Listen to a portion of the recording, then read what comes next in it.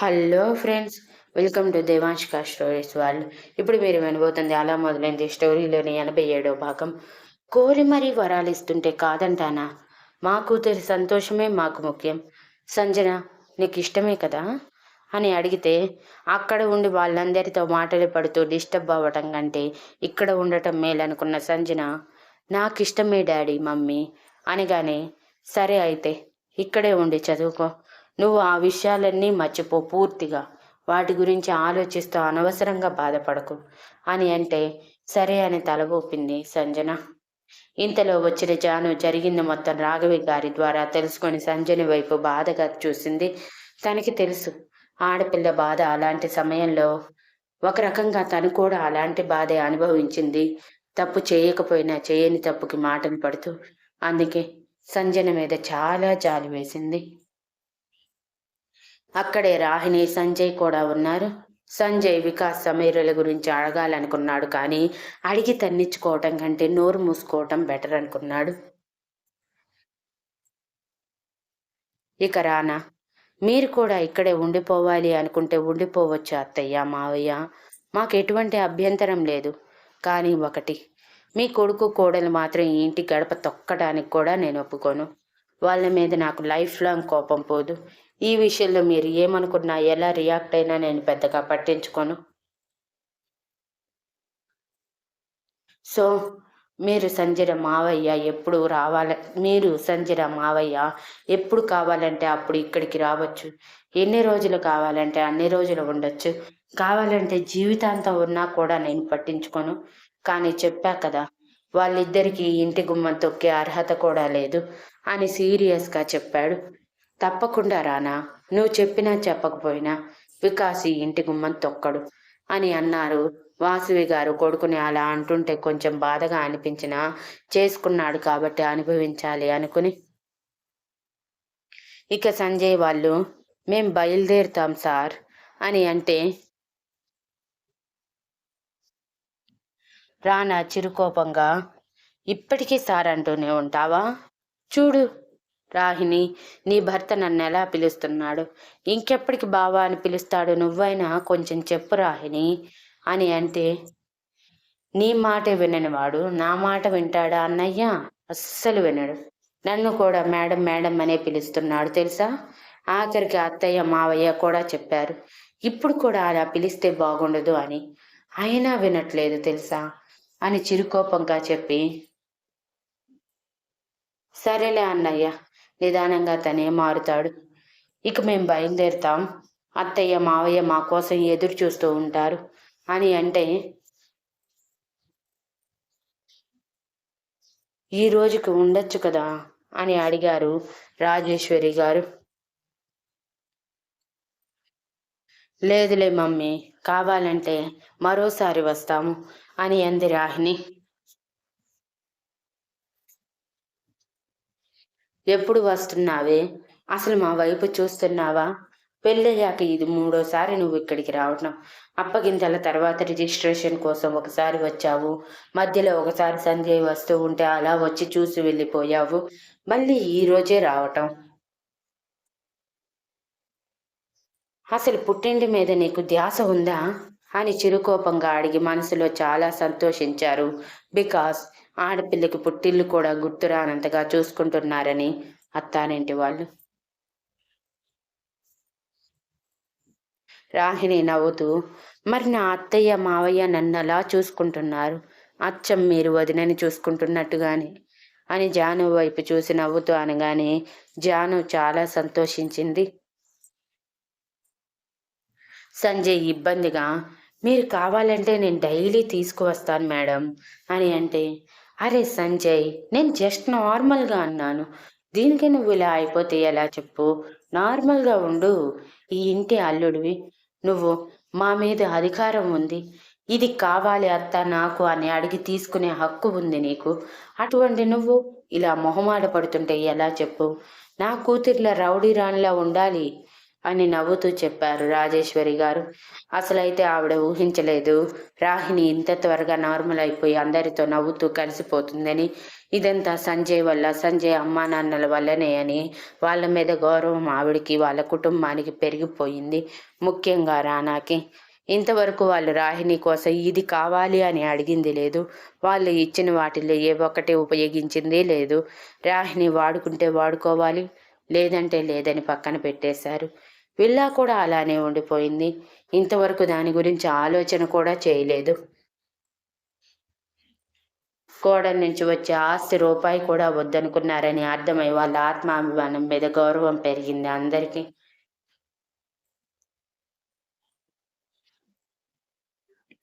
అదంతా వింటున్న వాసవి గారు, శ్రీకాంత్ గారు సంజయ్, రాహిణీల వైపు చూశారు. రాహిణి మొహంలో నిజమైన సంతోషం కనిపిస్తూ ఉంటే చాలా హ్యాపీగా అనిపించింది.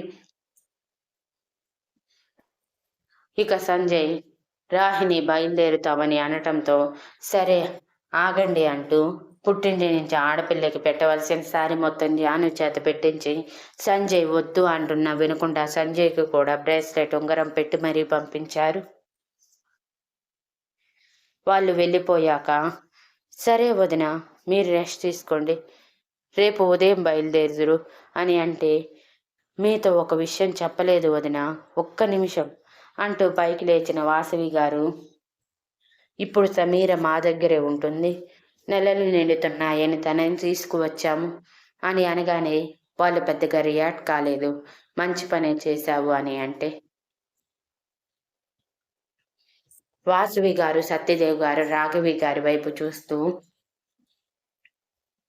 తను డెలివరీకి దగ్గరలో ఉంది కదా అమ్మా నాన్న, మీరు ఉంటే నాకు కొంచెం ధైర్యంగా ఉంటుంది, వస్తారా మాతో పాటు అని ధైర్యం చేసి అడిగారు. వాళ్ళు వస్తారన్న నమ్మకం లేకపోయినా ఎక్కడో వస్తారు అన్న ఆశతో సత్యదేవ్ గారు గంభీరంగా, నువ్వే చెప్పావు వాసవి, అక్కడ పరిస్థితి అంతా ఇప్పుడు మేము వస్తే ఎలా ఉంటుందో నీకు అర్థం కావట్లేదా, అందరితో మేము మాటలు పడలేము వాసవి, అక్కడికి వస్తే నువ్వు అన్నట్టు మీ కోడల్ని చూస్తే మామూలుగా ఉండలేము అని గంభీరంగా అన్నారు.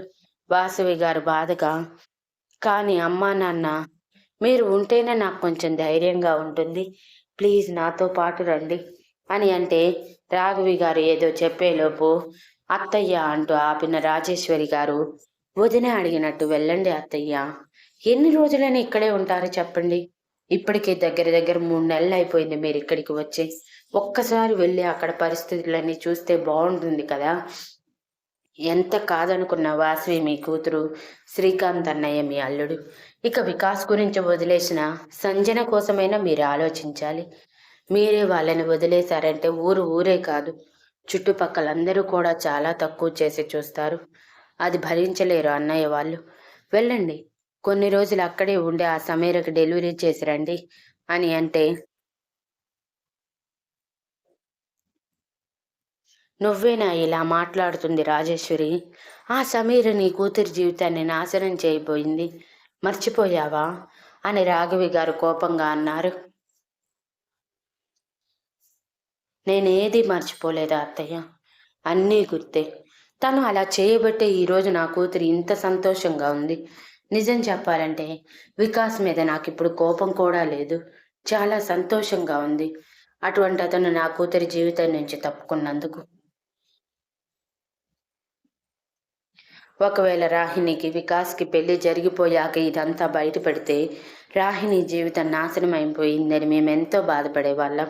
కానీ ఇప్పుడు మాకు ఆ బాధ లేదు. సంజయ్ తనని ఎంతో బాగా చూసుకుంటున్నాడు.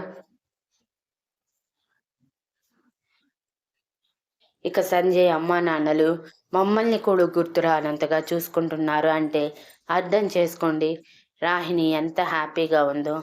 ఇదంతా అనవసరం, వెళ్ళండి అత్తయ్య, చూసారా వదినని ఎలా ఉందో, ఎలా ఉండాల్సింది ఎలా ఉంది అని బాధగా చెప్తూ, తన కోసమైనా వెళ్ళండి, వదిన ఆరోగ్యం దెబ్బతింటుంది, కొంచెం గమనించండి అనగానే అప్పుడు చూశారు రాఘవి గారు కూతుర్ని పరీక్షగా.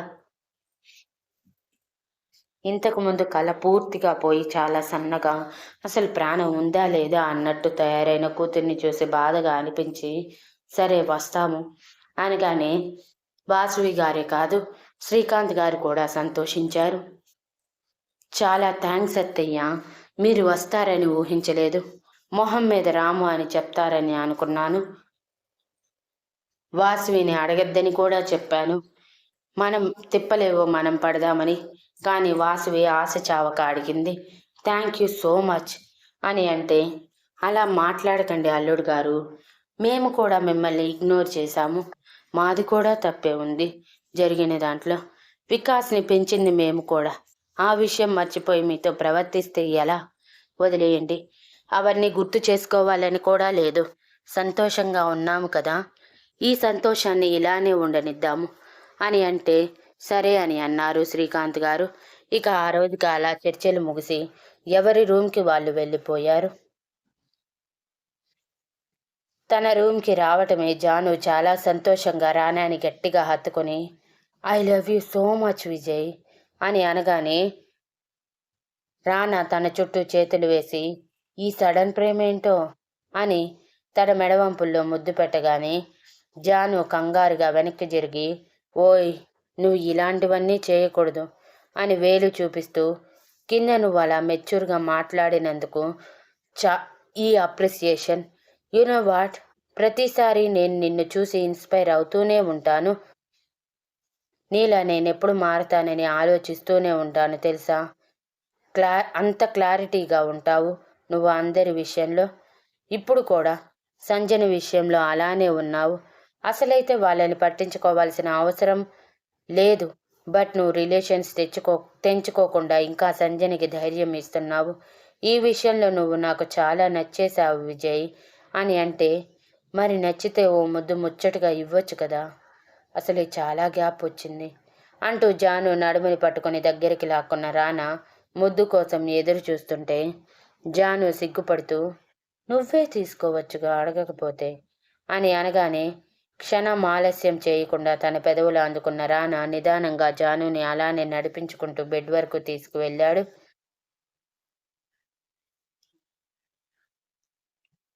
2 నిమిషాల తర్వాత పెదవులు వదిలిన రానా తన చెంప మీద చేయి వేసి జాను కళ్ళల్లోకి ప్రేమగా చూస్తూ చాలా హ్యాపీగా ఉంది జాను ఈరోజు. రాహిణి కళ్ళల్లో సంతోషం, అది కూడా వాసవి అత్తయ్య శ్రీకాంత్ మావయ్యని చూశాక కూడా ఉండటం చూసి నమ్మకం వచ్చింది సంజయ్తో తను సంతోషంగా ఉంటుందని. ఈరోజు ఎటువంటి రిగ్రెట్స్ లేవు నాకు నా చెల్లి విషయంలో అని అంటే, మీరు అసలు ఆలోచించాల్సిన అవసరం లేదు విజయ్. అన్నయ్య మీద నమ్మకం నాకు బాగా ఉంది. అన్నయ్య నా విషయంలోనే అంత బాధ్యతగా ఉన్నవాడు, ఇక సొంత భార్య విషయంలో ఎంత బాధ్యతగా ఉంటాడో ఈజీగా అర్థం చేసుకోవచ్చు అని అంటే, అదైతే నిజమే అని జానుని హత్తుకొని 5 నిమిషాలు ఉన్న రానా తన ఎమోషన్ని కంట్రోల్ చేసుకుని సరే ఇక పడుకుందాం పట్టు, బంగారం వల్ల నువ్వు సరిగా నిద్రపోవటం లేదు అని అంటే, జాను ఆశ్చర్యంగా అదేంటి అంత ఈజీగా వదిలేస్తున్నావు నన్ను, నేనైతే వదలవని అనుకున్నానే అని అంది. వదిలాలని నాకు లేదు జాను, బట్ మన ఇద్దరం ఒకరిగా మారే సమయాన్ని స్పెషల్గా క్రియేట్ చేసుకోవాలి. ఇలా ఎలా పడితే అలా కాదు, అందుకే ఆగాను అని అల్లరిగా చెప్పి ఇక పడుకో అని జానుని తన కౌగిలిలో బంధించిన రానా ప్రశాంతంగా కళ్ళు మూసుకోమని చెప్పాడు. జాను రానాని చూసి మురిసిపోతూ ప్రతిసారి నన్ను ఆశ్చర్యపరుస్తూనే ఉంటావు విజయ్ నీ బిహేవియర్తో, అందుకే నువ్వంటే నాకింత గౌరవం ప్రేమ అని మురిపంగా అనుకుని రానా బుగ్గ మీద ముద్దు పెట్టింది. తర్వాత రోజు అనుకున్నట్టుగా సత్యదేవ్ గారు, రాఘవి గారు, వాసవి గారు శ్రీకాంత్ గారితో కలిసి వెళ్ళిపోయారు. సంజన లగేజ్ పంపిస్తామని చెప్పేసి సంజన సంతోషంగా వాళ్ళని పంపించేసింది. అక్కడ ఉంటే తనకి చాలా పీస్ఫుల్గా ఉంది. ఎవరి మాటలు పట్టించుకోని అవసరం లేదు అన్న హ్యాపీనెస్ తనలో నిండిపోయింది. ఇక రానా సంజనతో ఇంట్లోనే కూర్చొని చదువుకుంటావా, లేదంటే లాస్ట్ ఇయరే కాబట్టి ఆఫీస్కి వస్తావా, ప్రాజెక్ట్ కంప్లీట్ చేశావా అని అడిగితే, ప్రాజెక్ట్ కంప్లీట్ అయిపోయింది బావా, స్టడీస్ కూడా చాలా వరకు సిలబస్ కంప్లీట్ చేసేసాను, ఆఫీస్కి రమ్మంటే వస్తాను, మైండ్ డైవర్ట్ కూడా అవుతుంది అని అంటే, సరే అయితే ఒక వారం రోజులు ఫుల్గా రెస్ట్ తీసుకొని నిదానంగా ఆఫీస్కి రా అని అంటే, సరే బావా అని హుషారుగా చెప్పింది సంజన పాపతో టైం స్పెండ్ చేయొచ్చని. ఇక రాహిణి సంజయ్ల సంగతి సరే సరి నార్మల్గా గడిచిపోతుంది వాళ్ళ జీవితం. ఇక సత్యదేవ్ గారు రాఘవి గారు ఇంటికి వెళ్ళారు, కానీ సమీరతో నార్మల్గా క్షేమ సమాచారాలు కనుక్కొని సైలెంట్ అయిపోయారు. పెద్దగా తనతో మాట్లాడటం లేదు. ఇటు సమీర వాళ్ళందరి అటెన్షన్ కోసం, వాళ్ళ ప్రేమ కోసం ప్రయత్నిస్తూనే ఉంది, కానీ వాళ్ళ ప్రేమని పొందలేకపోతుంది. ఇక వాసవి గారు కేవలం కేర్ చేస్తున్నారు, కానీ అందులో ప్రేమ ఉండటం లేదు. అది చూసి తన మనసు కొంచెం బాధపడింది. ఇటు భర్త ప్రేమ దొరక్క, ఇటు అత్తమామల ప్రేమ దొరక్క, ఎవరి ప్రేమ దొరక్క ఊరిలో వాళ్ళందరి చూపులు గుచ్చుతూ ఉంటే జీవితం మీద విరక్తి వస్తుంది. కానీ తను అనుకున్నది సాధించి సంతోషంగా ఉండాలి అంటే ఇవన్నీ దాటాలి అని మనసులో అనుకుని, ఒక కొడుకు పుడితే అందరూ నార్మల్ అయిపోతారని ఆశపడుతూ ఉంది. మరి తన ఆశ నెరవేరుతుందో లేదో తనకి బేబీ పుట్టాక కానీ తెలియదు. ఇక మరోవైపు వికాస్ సమీర్కి రోజులో కేవలం ఒక్కసారి ఫోన్ చేసి క్షేమ సమాచారాలు తెలుసుకోవటం మాత్రమే చేస్తున్నాడు. ఊరికి రావాలని కానీ సమీరని చూడాలని కానీ ప్రయత్నించటం లేదు. తల్లి తండ్రి అన్నట్టు సంపాదించిన డబ్బు మొత్తం పుట్టిన బేబీ మీద ఫిక్స్డ్ డిపాజిట్ చేయాలని ఫిక్స్ అయ్యాడు. అందుకే కష్టపడుతున్నాడు. బేబీ పుట్టేలోపు ఎంతో కొంత మనీ వచ్చిందంటే అది డిపాజిట్ చేస్తే అవి తన బిడ్డకి ఫ్యూచర్లో పనికొస్తాయని ఆశ. సమీర మీద ఇష్టం లేకపోయినా పుట్టే బిడ్డ మీద తండ్రిగా ఇష్టం లేకుండా ఉండదు కదా. అలా నిదానంగా వికాస్ బేబీని ఫీల్ అవుతూ మనసులో తన బిడ్డ అని అనుకుంటూ ఉన్నాడు. అలా మరో 2 నెలలు గడిచిపోయాయి. ఈ 2 నెలల్లో కూడా ఇటు జాను రానాలు ఇద్దరూ సంతోషంగా ఉన్నారు, కానీ లైఫ్ స్టార్ట్ చేయలేదు. రానా ప్రతిసారి ఆపుతూనే ఉన్నాడు.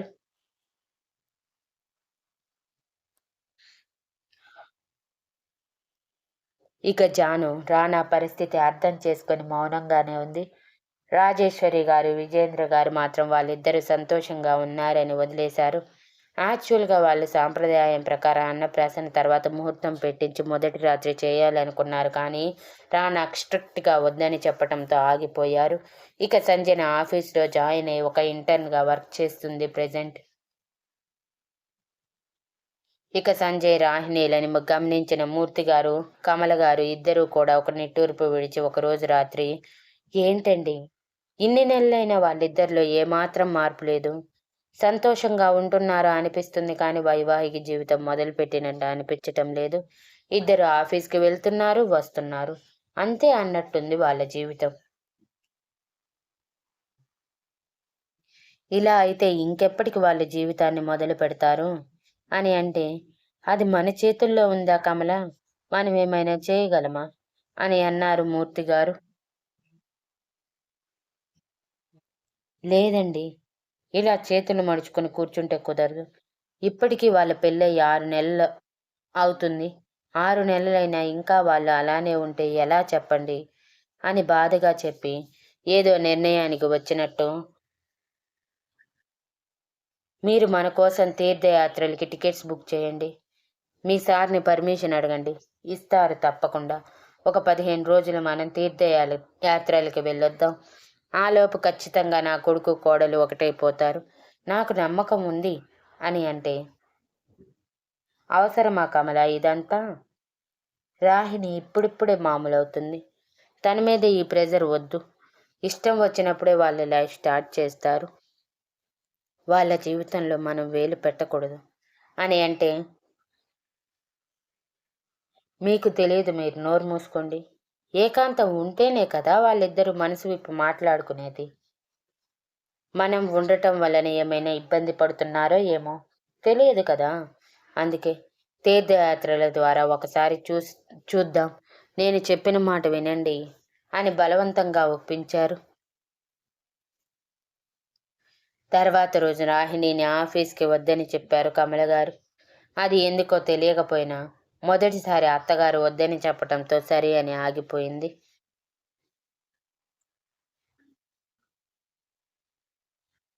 మగవాళ్ళిద్దరూ పనికి వెళ్ళిపోయాక ఇంటి పనంతా అయిపోయాక రాహిణితో కలిసి సోఫాలో కూర్చున్న కమలగారు రాహిణి చేతిని పట్టుకుని, నువ్వు సంజయ్ సంతోషంగానే ఉన్నారు కదా రాహిణి అని అడిగారు ఆందోళనగా. Thank you for listening and please like, share, comment and subscribe.